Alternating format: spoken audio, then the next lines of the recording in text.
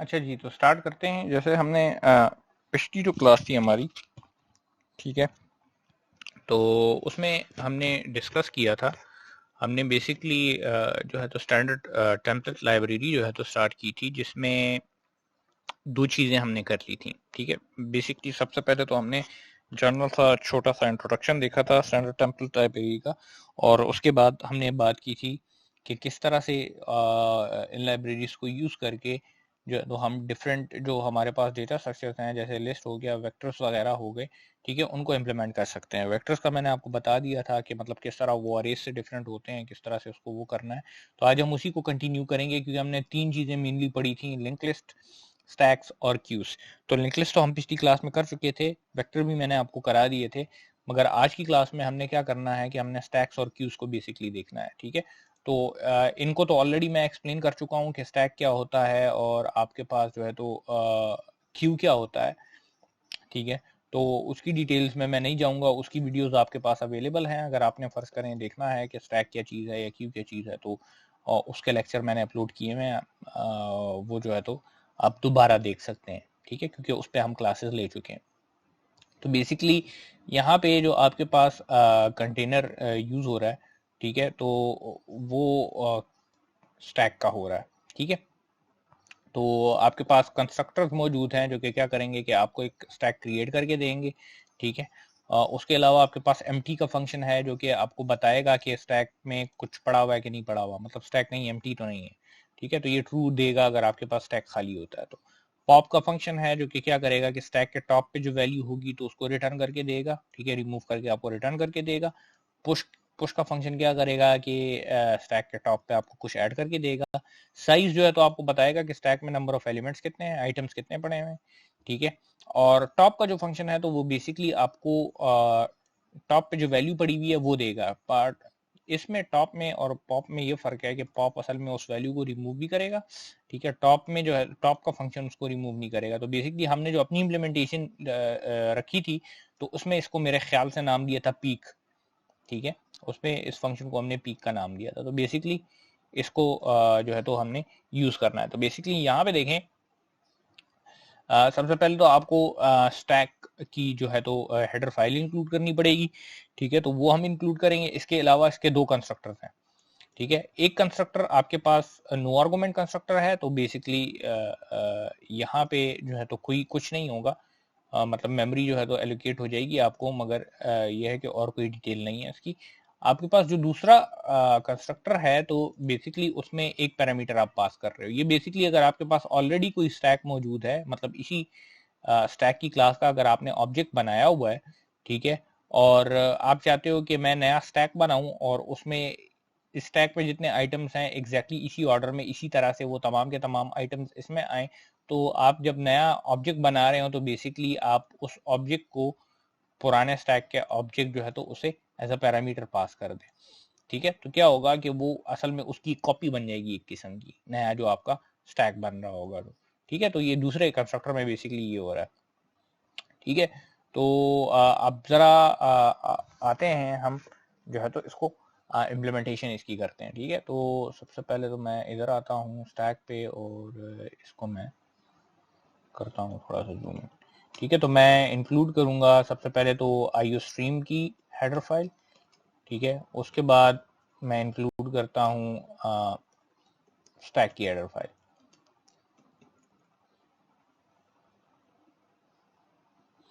ठीक है, name space space STD main और ये रिटर्न 0।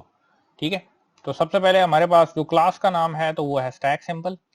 ठीक है, इसका अगर हमने ऑब्जेक्ट बनाना है तो लाजमी बात है, मैंने आप लोगों को टेम्पलेट्स, क्लास टेम्पलेट्स से ये स्टैक, लिंक लिस्ट और क्यूज इंप्लीमेंट करके दिखाए थे। तो जिस तरह से वहां पे हम टाइप बताते थे और उसके बाद ऑब्जेक्ट का नाम लिखते थे, तो एग्जैक्टली उसी तरह का होगा, क्योंकि इंटरनल इंप्लीमेंटेशन इसकी भी जो है तो सारी की सारी उसी तरह से हुई है। तो लेट्स से हमने एक स्टैक बनाना चाह रहे हैं, स्टैक ऑफ इंट्स। ठीक है, इंटीजर का स्टैक बनाना चाहते हैं एस के नाम से, तो वो हमने बना लिया इधर। ठीक है, तो ये इसका बेसिकली क्या हुआ कि स्टैक का ऑब्जेक्ट आपके पास बन गया। ठीक है, तो अब अगर फर्ज करें मैं स्टैक में कोई चीज डालना चाहता हूं तो मैं सिंपल डाल सकता हूं एस डॉट पुश के थ्रू, ठीक है, एस डॉट पुश के थ्रू। तो मैं पुश के थ्रू एलिमेंट जो है तो डाल सकता हूं उसके अंदर, ठीक है। मैं कोई भी वैल्यू डालना चाहता हूं तो मैं डाल सकता हूं। अच्छा, एक बात याद रखने की है यहाँ पे, ठीक है, कि हमने जो अपना स्टैक इम्प्लीमेंट किया था तो उसमें हमने क्या किया था कि हमने पॉप के फंक्शन से वैल्यू रिटर्न भी कराते थे, ठीक है। इधर जो पॉप का फंक्शन है तो वो वैल्यू रिटर्न नहीं करता। मैं आपको दिखाता हूँ कि किस तरह से, मतलब मैं अब एक वैल्यू है, मैं पॉप करूंगा तो यही वैल्यू मेरे पास वापस आएगी ना। तो नॉर्मली हमारा पॉप का फंक्शन सी आउट में काम करता था क्योंकि उससे हमारे पास इंट वापस रिटर्न होता था, ठीक है। तो मैं इसको इस तरह से करने की कोशिश करता हूँ। लेकिन सबसे पहले तो जब मैं इसे लिखने की कोशिश करूंगा तो ये देख लें, ये पॉप की रिटर्न टाइप क्या बता रहा है, पॉप की रिटर्न टाइप को वॉइड कह रहा है, ठीक है। तो ये सिंपली रिमूव कर रहा है फर्स्ट एलिमेंट को, ठीक है। ये इधर मैंने बताते हुए मेरे ख्याल से गलती कर दी थी, ठीक है। तो यहाँ पे देख लें लिखा हुआ कि सिर्फ टॉप ऑफ द स्टैक से वैल्यू रिमूव होती है। तो अगर मैं इसको इधर कॉल करता हूँ इस तरह से, तो अगर ये फर्ज करें कुछ रिटर्न नहीं करता तो इस पे एरर देगा। ये देख लें सी आउट पे एरर दे रहा है क्योंकि उधर से वॉइड रिटर्न हो रहा है। तो अगर वॉइड रिटर्न हो रहा है तो इसको फिर सी आउट में नहीं लिखा जा सकता, ठीक है। इसको इवन अगर मैं रन करके आपको दिखा दूं तो ये एरर देगा मुझे यहाँ पे, ठीक है। तो ये एक छोटा सा डिफरेंस इधर है, ठीक है। तो ये जो है तो प्रिंट नहीं हो सकता इस वजह से, ठीक है। तो अगर फर्ज करें आपने ये वैल्यू प्रिंट करनी है पॉप करने से पहले, ठीक है, अगर पॉप करने से पहले प्रिंट करनी है तो यहाँ पे हमारे पास इसको प्रिंट करने का फंक्शन मौजूद है, ठीक है। मतलब मैंने हटानी भी है और मैंने प्रिंट भी करनी है। तो मैं हटाने से पहले, मतलब पॉप करने से पहले, मैं क्या करूंगा, टॉप वाले फंक्शन को यूज कर लूंगा और उसे मैं प्रिंट कर लूंगा, ठीक है। तो इधर मैं लिख देता हूँ सी आउट टॉप और एंड लाइन। तो बेसिकली ये टॉप पे जो वैल्यू है तो वो मुझे दिखा देगा, उसके बाद उसको रिमूव कर देगा, ठीक है। तो टॉप का फंक्शन हम यहाँ पे यूज कर लेते हैं जो कि हमें टॉप पे जो वैल्यू होगी तो वो रिटर्न करके देगा। तो ये देख लें एस डॉट टॉप किया तो बेसिकली ये जो टॉप पे करंटली 5 वैल्यू पड़ी हुई है वो हमें रिटर्न कर देगा और पॉप जो है तो फिर उसको रिमूव कर देगा, ठीक है। तो इसे मैं अभी रन करके चेक करता हूँ तो ये देख लें 5 वैल्यू आपके पास आ रही है। तो ये 5 असल में जो प्रिंट हो रही है तो ये टॉप के फंक्शन से आपके पास ये इससे प्रिंट हो रही है, ठीक है जी। तो मैं इधर इसके साथ लिख भी देता हूँ वैल्यू एट द टॉप, ठीक है।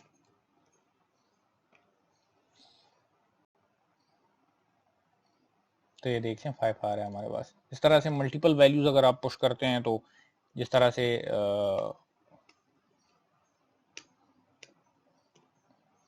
ठीक है, अभी आपको टॉप पे 4 मिलेगा क्योंकि वो सबसे आखिर में पुश हुआ है। हमें पता है कि स्टैक में जो सबसे आखिर में वैल्यू पुश होती है तो वो सबसे पहले पॉप होती है, ठीक है। तो जब आप पॉप करेंगे तो यहाँ पे सबसे पहले 4 की वैल्यू निकलेगी, ठीक है। तो पॉप के बाद भी मैं आपको टॉप दिखा देता हूँ। जब 4 निकलेगा तो ये चीज़ निकल जाएगी तो उससे जो फिर वैल्यू होगी तो वो टॉप पे आपके पास 1 आएगी, ठीक है। तो पहले आपको 4 नज़र आएगा, पॉप होने के बाद जो है तो फिर 1 नज़र आएगा, ये देख लें, ठीक है। इसी तरह से अगर मैं ये पॉप की स्टेटमेंट 3 दफ़ा लिख लेता हूँ, ठीक है, तो तीनों वैल्यूज से ख़त्म हो जाएंगी। चौथी दफ़ा जब लिखूंगा तो यहाँ पे तो एम्प्टी है ना ये, ठीक है। 3 दफ़ा जब हो गया तो सारी वैल्यूज ख़त्म हो गई। चौथी दफ़ा जब लिखूंगा तो वो ये वाली पॉप की स्टेटमेंट नहीं चलेगी क्योंकि आपके पास वो अंडरफ्लो कर रहा है, ठीक है। तो वो अंडरफ्लो का मैसेज तो नहीं दिखा रहा, ठीक है, मगर वो बेसिकली अंडरफ्लो कर रहा है तो इस वजह से ये वो नहीं करेगा। इसी तरह से आपके पास इज एम्प्टी का फंक्शन भी है, ठीक है। ये देख लें इज एम्प्टी का फंक्शन भी है जो कि एम्प्टी का फंक्शन सॉरी है जो कि क्या करता है कि ट्रू रिटर्न करता है अगर स्टैक में कोई एलिमेंट्स नहीं होते। तो आप डायरेक्टली इसको चेक भी कर सकते हो, ठीक है, कि मैं अगर इस तरह से करूं कि if empty S dot empty, ठीक है, अगर स्टैक आपके पास एम्प्टी है तो तुम क्या करो, यहाँ पे अगर एम्प्टी है तो तुम फॉर एग्जांपल सी आउट कर लो कि स्टैक इज एम्प्टी, ये मैसेज प्रिंट कर लो और नेक्स्ट लाइन पे चले जाओ। अदरवाइज ठीक है, तुम क्या करो स्टैक से पॉप कर दो। तो ये हर एक स्टेटमेंट के साथ आप लिख सकते हैं, जब भी पॉप करना चाहें, ठीक है, तो आप ये लिख सकते हैं। तो अब इस केस में चूंकि 3 पॉप्स ऑलरेडी हो चुके हैं और स्टैक एम्प्टी है, तो ये यहाँ पे इस पॉप पे कहेगा कि स्टैक एम्प्टी है, या हम सिंपल यहाँ पे वो अंडरफ्लो का मैसेज भी प्रिंट करा सकते हैं। ठीक है, तो ये देख लें क्या क्या कह रहा है, स्टैक इज एम्प्टी, क्योंकि ये चौथी दफा पॉप हो रहा है। 1 पॉप, 2 पॉप, 3 और ये चौथी दफा हो रहा है। ठीक है, तो ये बेसिकली इसके फंक्शंस हैं। अब जैसे हमने कहा था कि एक और कंस्ट्रक्टर भी इसका मौजूद है, तो उसको भी हम यूज कर सकते हैं। ये देख लें, उस कंस्ट्रक्टर में बेसिकली क्या था कि आप नया स्टैक बनाते हुए, ठीक है, पुराने स्टैक का ऑब्जेक्ट इसे एज अ पैरामीटर पास कर देते हैं। मतलब बेसिकली ये इसके इस कंस्ट्रक्टर को कॉल कर रहा है। तो अब S1 क्या चीज है, S1 बेसिकली एक कॉपी है S की पूरी की पूरी। ये देख लें, चूंकि S से तो सारा कुछ मैं पॉप कर चुका हूँ, ठीक है, तो इसे मैं यहाँ पे डिक्लेयर नहीं करता, इधर करता हूँ, इधर नहीं, यहाँ पे, ताकि ये तीनों की तीनों वैल्यू जो 5, 1 और 4 S1 में आपके पास मौजूद। ठीक है, तो अब मैं देखें सी आउट करता हूँ S1 डॉट लेट से टॉप, ठीक है, इसके टॉप की वैल्यू देखता हूँ। ठीक है, इसके साथ मैं प्रिंट भी कर लेता हूँ कि ये S1 का टॉप है, S1 टॉप, ठीक है, ताकि हमें पता लगे। और साथ ही मैं इसका साइज भी आपको दिखा देता हूँ, S1 का साइज। ठीक है, तो वो उसके लिए फंक्शन है साइज का। ठीक है, S1 उसके लिए आपके पास साइज का फंक्शन है। तो बेसिकली ये हमें बता देगा कि टॉप पे क्या है और साइज क्या है, तो उससे कुछ हद तक कंफर्म हो जाएगा। टॉप पे इसके 4 होना चाहिए और साइज इसका 3। तो ये देख लें, टॉप पे 4 है और साइज इसका 3 है। टॉप पे 4 इस वजह से है क्योंकि हमने 4 पुश करने के बाद ही कॉपी बनाई थी। तो बेसिकली इसमें ये 5, 1 और 4 वैल्यूज हैं S1 में। ठीक है, 5, 1 और 4 वैल्यूज हैं। S से तो ये बाकी चीजें हमने बाद में हटाई थी ना, तो वो इफेक्ट तो S1 पे नहीं डालेगा। ठीक है, यहां तक जो S में चीजें होंगी तो वो S1 में आएंगी। ठीक है, तो इसीलिए आपके पास इस तरह से हो रहा है। तो ये बेसिकली इसके फंक्शन है। ये जो है तो आपका स्टैक है, बाकी तो मेरे ख्याल से कुछ इतना खास इसमें है नहीं। ठीक है, जो कि समझने की हद तक अगर है तो वो ऑलरेडी हम पढ़ चुके हैं ये चीज। ठीक है, ये चीज ऑलरेडी जो है तो हम कर भी चुके हैं, मगर बेसिकली यहाँ पे हम सिंपल जो है तो इसको यूज कर रहे हैं, जो स्टैक की बिल्ट इन क्लास हमारे पास यूज हो रही। ठीक है, इसी तरह से क्यूज भी हैं हमारे पास। तो मैं अब क्यूज पे चला जाता हूँ। ठीक है, ये जो स्टैंडर्ड टेम्पलेट लाइब्रेरी का वो है, तो ये मैंने शेयर किया हुआ है आप लोगों के साथ। ठीक है, ये जो रेफरेंस मैनुअल है ये पूरा का पूरा मैंने आपको दिया हुआ है। ठीक है, स्टैक हो गए, क्यूज हमारे पास 117 पे। ठीक है, तो देख लें, क्यू में भी बेसिकली उसके जो बेसिक ऑपरेशंस थे तो वही चीजें हैं। ठीक है, यहाँ पे इन क्यू की डी क्यू की जगह पुश और पॉप लिखा हुआ है, मगर बेसिकली आपको पता है कि जब आप इंसर्शन करते हैं तो क्यू में उसको इन क्यू कहा जाता है जब आप उससे कुछ चीज हटाते हैं। ठीक है, जब कुछ इंसर्ट करते हैं तो उसको इन क्यू कहा जाता है, यहाँ पे उसकी जगह पुश यूज हुआ है, स्टैक वाली टर्मिनोलॉजी यूज की है। जब कुछ हटाते हैं तो उसे डी क्यू कहा जाता है, तो उसके लिए यहाँ पे पॉप लिखा हुआ है। तो अगेन वही स्टैक वाली टर्मिनोलॉजी यूज कर रहा है। ठीक है, बहरहाल अब इसको ऐसे करते हैं कि इसको देखते हैं, इसको इम्प्लीमेंट करके जो है तो इसकी चीजें जो है तो डिफरेंट देखते हैं। सबसे पहले आपको क्यू का हेडर फाइल चाहिए होगी।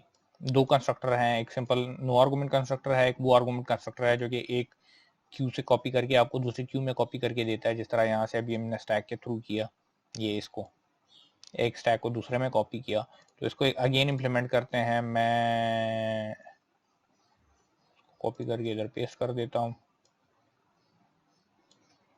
इसे हटा देता हूँ और स्टैक की जगह यहाँ पे मैं क्यू लिख देता हूँ। ठीक है, तो ये हमारे पास क्यू के लिए फाइल होगी। तो अगेन क्यू के नाम से क्लास है।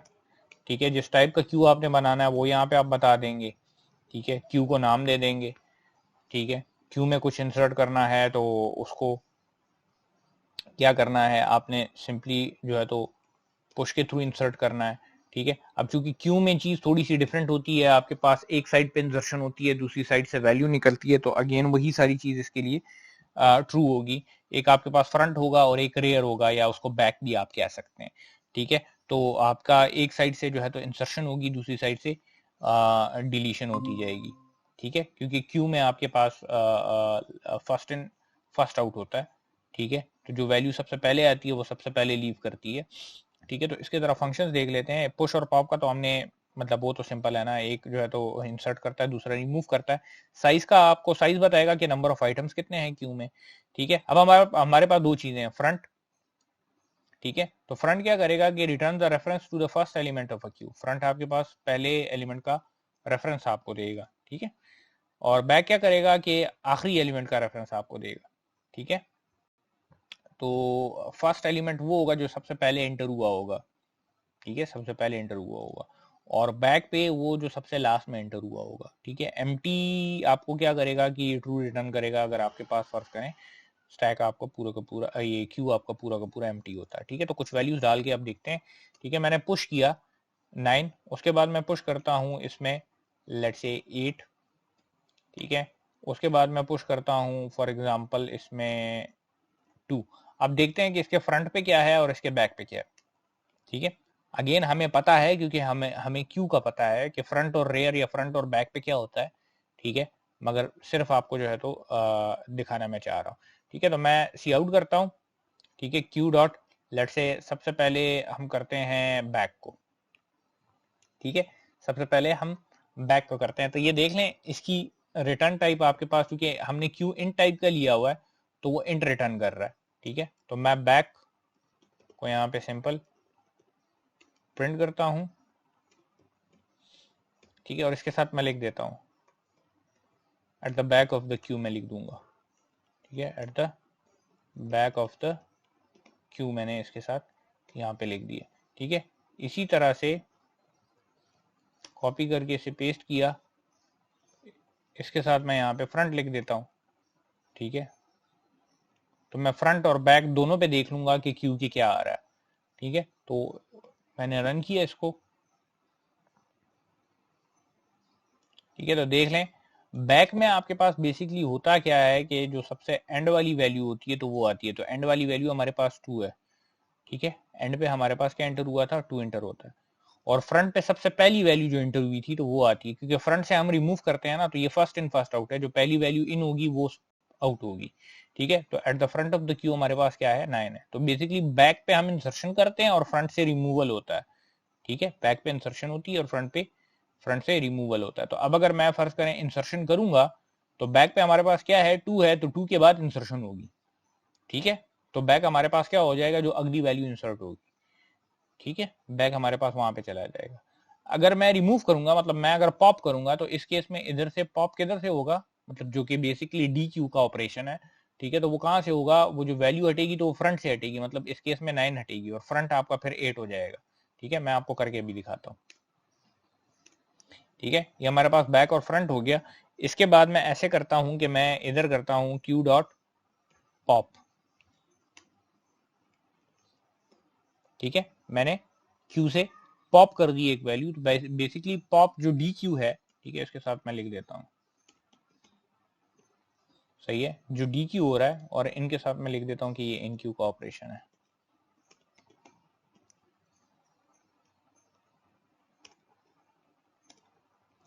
ठीक है, तो ये जो डी क्यू हो रहा है, ये जो डी क्यू हो रहा है, तो बेसिकली ये फ्रंट से होता है। तो फ्रंट पे हमारे पास क्या था, 9 था, तो 9 हटेगा अभी आपके पास, इसके बाद जो है तो फ्रंट पे 8 आना चाहिए। तो मैं अगेन ये दो स्टेटमेंट्स प्रिंट करके दिखा देता हूं आपको। ठीक है, तो अब जरा देखते हैं कि हमारे पास जब डी क्यू होगा तो रिजल्ट क्या आएगा।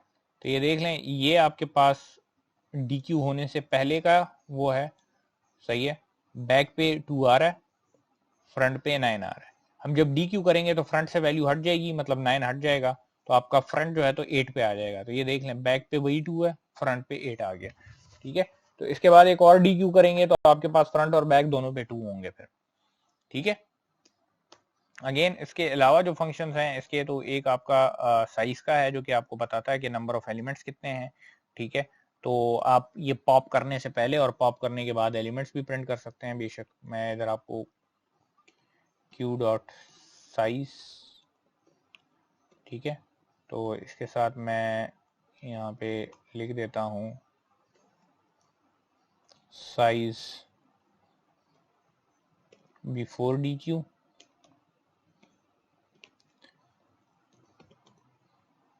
ठीक है।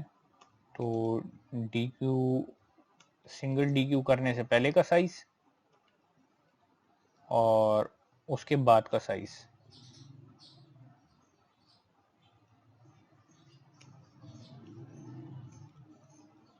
ठीक है। थोड़ी सी सेपरेशन डालने के लिए दरमियान में मैं कुछ लाइन ऐड कर देता हूं ताकि